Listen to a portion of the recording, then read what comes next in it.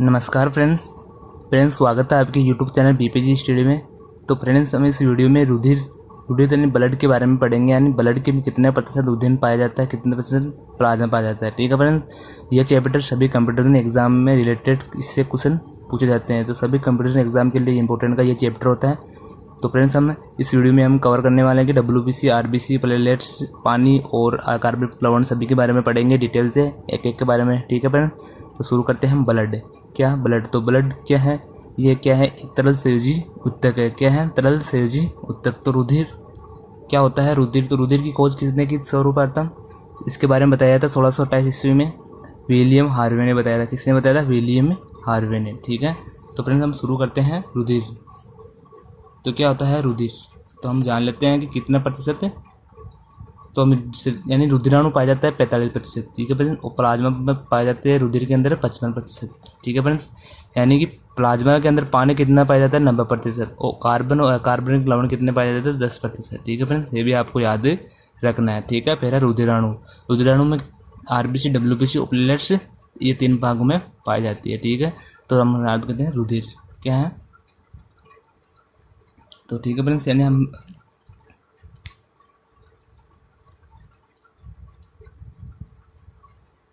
यानी रुधिर। ठीक है फ्रेंड्स, रुधिर के बारे में जान लेते हैं। इसकी खोज किसने की थी, इसकी खोज सर्वप्रथम में आपको डिटेल से पढ़ना है ना, विलियम हार्वे ने। ठीक है फ्रेंड्स, ये भी आपको याद रखना, कब की थी 1628 ईस्वी में, ये भी आपको डिटेल से पढ़ना है। ठीक है फ्रेंड्स, और रुधिर क्या होता है, रुधिर एक क्या है, एक तरल संयोजी उत्तक है। क्या है, तरल संयोजी उत्तक है। ये भी आपको लाइन मोस्ट इंपोर्टेंट है, ये भी आपको याद रखना है। और रुधिर क्या होता है, रुधिर की pH कितनी होती है, ये भी आपको याद रखना है। रुधिर की pH होती है 7.4।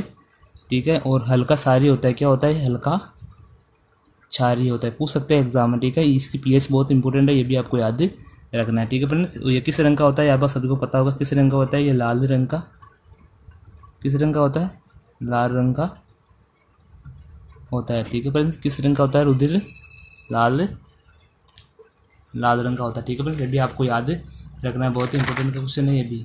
ठीक है फ्रेंड्स, तो हम बात करते हैं रुधिर। ठीक है, तो रुधिर का लाल रंग किस कारण होता है, तो ये लाल रंग होता है तो किस कारण से होता है, ये होता है किस कारण से होता है फ्रेंड्स, मैं यहाँ पे दिखा देता हूँ वीडियो में। ठीक है फ्रेंड्स, यानी ऑक्सी हीमोग्लोबिन की वजह से, किसकी वजह से होता है, ऑक्सी हीमोग्लोबिन। ठीक है फ्रेंड्स, ये भी आपको याद रखना है, हीमोग्लोबिन के कारण। ठीक है, अब आपको पता होगा कि रुधिर का लाल रंग तो हीमोग्लोबिन की वजह से होता है। ठीक है, तो हीमोग्लोबिन किस रंग का होता है, तो फ्रेंड्स ये भी आपको इंपॉर्टेंट क्वेश्चन है, भी याद रखना है कि इसका रंग कैसा होता है, बैंगनी।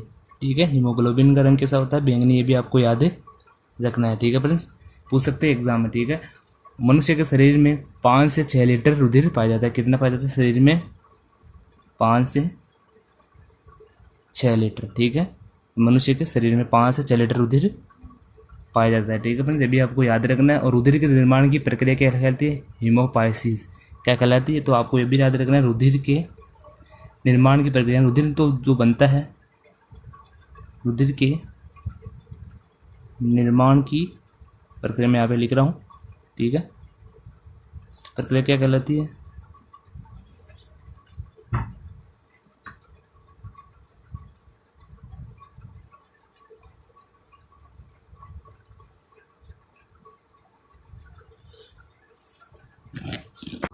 और रुधिर के अध्ययन की शाखा क्या कहलाती है, हेमेटोलॉजी। ये भी आपको याद रखना क्या कहलाती है, हेमेटोलॉजी। ठीक है फ्रेंड्स, ये भी आपको याद रखना है, नहीं हेमेटोलॉजी भी मोस्ट है, ये भी आपको याद रखना है। ठीक है फ्रेंड्स, अब हम बात करते हैं जो रुधिर के निर्माण की प्रक्रिया हो गई थी, क्या हमारे हीमोलाइसिस। ठीक है फ्रेंड्स, हीमोलाइसिस।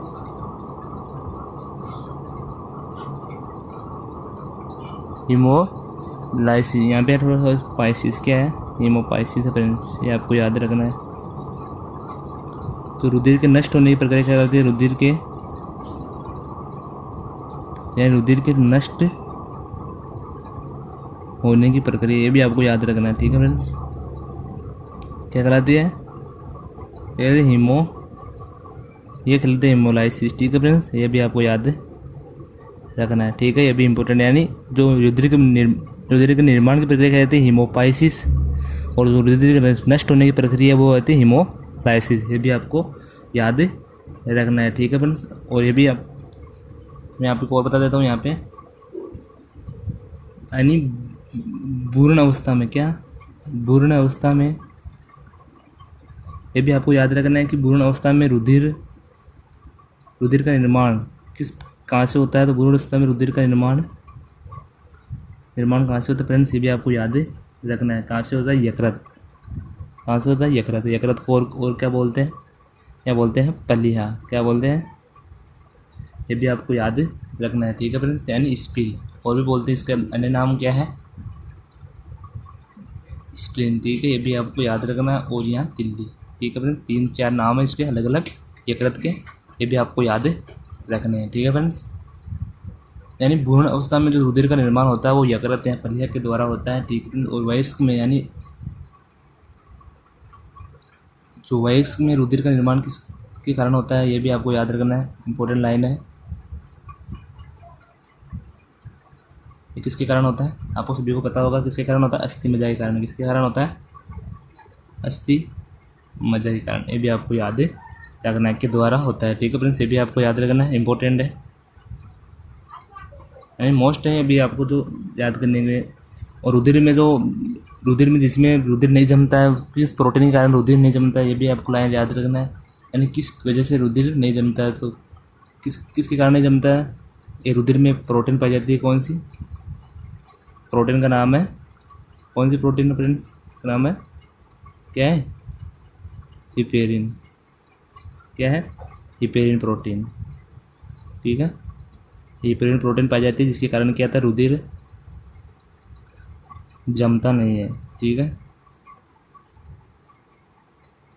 जमता नहीं है, और ये रुधिर जमता है, रुधिर का थक्का बनता है, प्लाज्मा में रुधिर का थक्का बनता है, वो किस कारण से बनता है? और ये भी आपको याद रखना है, यानी फाइब्रोनोजन प्रोटीन के कारण। ठीक है फ्रेंड्स, ये भी आपको याद रखना है, इसके कारण यानी रुधिर का थक्का बनता है, यानी रुधिर जमता है। ठीक है, यानी थक्का बनता है। ठीक है, ये लाइन भी आपको याद रखनी है। ठीक है फ्रेंड्स, बात करते हैं और रुधिर के बारे में। स्वस्थ मनुष्य के शरीर में रुधिर कितनी मात्रा होती है? यानी स्वस्थ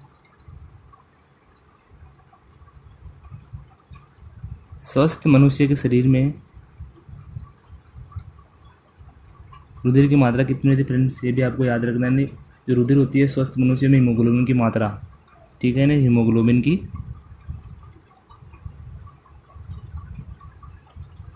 की मात्रा कितनी होती है फ्रेंड्स? ये होती है 12 से 15 mg। ठीक है, ये भी आपको याद रखना है। ठीक है फ्रेंड्स, उत्तर नवजात में कितनी होती है? जो नवजात शिशु होता है उसी में कितनी होती है? नवजात शिशु में होती है फ्रेंड्स, कितनी होती है? नवजात शिशु में होती है 23 से 25 mg या 100 ml। ठीक है, ये भी आपको याद रखना है। ठीक है फ्रेंड्स, रुधिर के बारे में डिटेल से हमने पढ़ लिया है। रुधिर क्या है, रुधिर की खोज किसने की थी? ठीक है फ्रेंड्स, ये भी आपको याद रखना है, यानी रुधिर की खोज किसने की थी आपको पता होगा, यानी विलियम हार्वे ने 1628 में। आपको मैं डिटेल से वापस दोहरा रहा हूँ। ये तरल संयोजी उत्तक है। पीएच कितनी होती है? 7.4 पीएन की पीएच होती है। हल्का क्षारीय होता है, लाल रंग का होता है रुधिर, और ऑक्सी हीमोग्लोबिन के कारण होता है। तो पूछ सकता है एग्जाम में, हीमोग्लोबिन का रंग कैसा होता है? हीमोग्लोबिन का रंग होता है बैंगनी। ठीक है, और 5 से 6 लीटर रुधिर शरीर में पाया जाता है। ठीक है फ्रेंड, और रुधिर के निर्माण की प्रक्रिया क्या रहती है? हीमोपाइसिस। और रुधिर के दिन की शाखा कहलाती है हीमोटोलॉजी। और रुधिर के नष्ट होने की प्रक्रिया हीमोलाइसिस। और भ्रूण अवस्था में रुधिर का निर्माण होता है यकृत, पलिया, स्प्लीन या तिल्ली के द्वारा। और वयस्क में रुधिर का निर्माण होता है अस्थि मज्जा में। ठीक है, अस्थि मज्जा से। और रुधिर में हिपेरिन प्रोटीन रुधिर को जमाता नहीं है। ठीक है, जमता नहीं है, तो किस प्रोटीन के कारण? तो हिपेरिन प्रोटीन का कारण। और प्लाज्मा, यानी प्लाज्मा में रुधिर जो फाइब्रोनोजन प्रोटीन है, जिसके कारण थक्का नहीं बनता है। और स्वस्थ मनुष्य में के शरीर में हीमोग्लोबिन की मात्रा होती है 12 से 15 mg नवजात शिशु में कितने होते हैं 12 से 25 घंटे, ठीक है। अब फ्रेंड्स हम पढ़ेंगे रुधिराणु में कितने हैं 45%, ठीक है। यानी रुधिराणु के अंदर जो पार्ट 2 रहेगा उसमें हम पढ़ेंगे यानी आरबीसी, डब्ल्यूबीसी और प्लेट चेन। तो आरबीसी के बारे में थोड़ा सा हम डिटेल्स देख लेते हैं। आरबीसी, ठीक है। आरबीसी की फुल फॉर्म होती है, क्या होती है, श्वेत लाल रक्त कणिकाएं, ठीक है। लाल रक्त कणिकाएं, ठीक है फ्रेंड्स। इसके बारे में हम डिटेल्स थोड़ा पढ़ लेते हैं। लाल रक्त कणिका आकृति कैसी होती है इसकी फ्रेंड्स, इसकी आकृति पूछ सकते हैं एग्जाम में। इसकी आकृति होती है द्विव अवतल, द्विव अवतलाकार या गोल होती है, ठीक है। ये भी आपको याद रखना है, ठीक है। और केंद्रक रहित होती है, कैसी होती है ये, केंद्रक रहित होती है, ठीक है फ्रेंड्स, याद रखना। और अपवाद स्वरूप यहाँ पे यह कि अपवाद स्वरूप क्या है, अपवाद में है कि ऊँट व लामा एक जानवर होता है। हम इसमें क्या जाते हैं, इसकी आरबीसी में क्या होते हैं, इनकी आरबीसी में, ठीक है फ्रेंड, इनकी आरबीसी में केंद्रक पाया जाता है, ठीक है फ्रेंड। ये आपको याद रखना, केंद्रक इनकी में पाया जाता है और बाकी केंद्रक रहित होती है कोशिका, ठीक है, आरबीसी। ये भी आपको याद रखना है। इसका निर्माण किस में होता है, निर्माण में मोस्ट इम्पोर्टेंट निर्माण होता है अस्थि मज्जा में, ठीक है, अस्थि मज्जा में भी आपको याद रखना है, ठीक है फ्रेंड्स। आरबीसी का जीवन काल कितना होता है, इसका जीवन काल, आरबीसी का जीवन काल होता है 120 दिन, ठीक है, 120 दिन। ये भी आपको याद रखना है। यानी 120 दिन आरबीसी का जीवन काल पूछ सकते हैं एग्जाम में, तो कितना होता है 120 दिन। और नष्ट निर्माण तो होता है इसका अस्थि मज्जा में, और नष्ट कहाँ पे होते हैं, ये भी आपको याद रखना है। नष्ट कहाँ पे होते हैं, ये होते हैं पलिया यानी यकृत, स्प्लीन, ठीक है। ये भी आपको याद रखना है, ठीक है।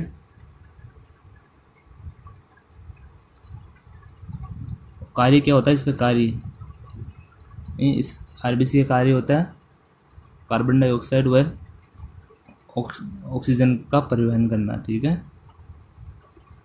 ये भी आपको याद रखना है, ठीक है फ्रेंड्स। और कमी क्या है, कमी के कारण कौन सा रोग होता है, आरबीसी कमी के कारण होता है, रोग होता है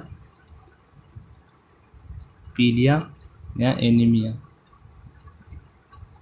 पीलिया एनीमिया रोग इसकी वजह से होता है, आरबीसी की वजह से, ठीक है। ये भी पूछ सकते हैं पुरुषों में और महिलाओं में कितनी पाई जाती है, तो पुरुषों और महिलाओं में, तो हमें देख लेते हैं। पुरुषों में यानी पुरुषों में लगभग 50 लाख क्यूब ब्लड में यानी पाई जाती है, और महिलाओं में पाई जाती है 45 लाख। कितने आते हैं महिलाओं में, आती है 45 लाख आरबीसी यानी श्वेत रक्त कोशिकाएं कणिकाएं, ठीक है फ्रेंड्स। ये पाई जाती है 45 लाख क्यूब में होती है ब्लड में, ठीक है। ये अभी आपको याद है, ठीक है फ्रेंड्स। तो आरबीसी के बारे में हम जान पाए हैं। तो आरबीसी के बारे में यानी लाल रक्त कणिकाएं, ठीक है, रेड ब्लड कॉर्पोरेशन, ठीक है। और आकृति होती है द्विअवतल और गोल, केंद्रक रहित। अपवाद में ऊँट और लामा में इसमें कायदा पाई जाती है और बाकी में केंद्रक रहित होती है, ठीक है। निर्माण होती है अस्थि मज्जा में। आरबीसी का जीवन काल होता है 120 दिन का, 120 दिन का, ये भी आपको याद रखना। और नष्ट होती है पलिया स्प्लीन में, ठीक है। कार्य होता है कि ऑटो CO2 का निर्माण करना। कमी होती है पलिया और एनीमिया में पुरुष 10 लाख महिलाओं को, ठीक है। अब हम अगले वीडियो में पार्ट 2 में डब्ल्यूबीसी और प्लेटलेट्स इसके बारे में पढ़ेंगे, प्लाज्मा के बारे में पढ़ेंगे, ठीक है फ्रेंड्स।